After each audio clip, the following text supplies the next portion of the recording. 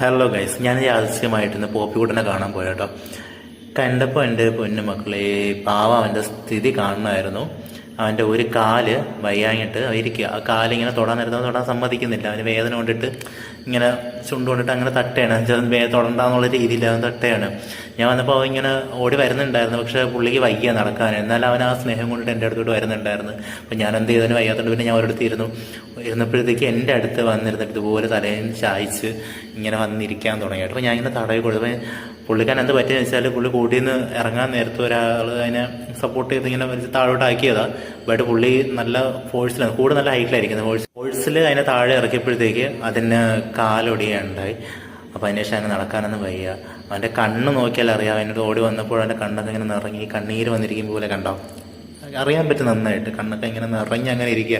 കാരണം ഓടിച്ചാടി എൻ്റെ പഴയ മനസ്സിലാവും നിങ്ങൾക്ക്. അപ്പം അതിന് അത്രയും സങ്കടം ഉണ്ടാവും. എനിക്കിത്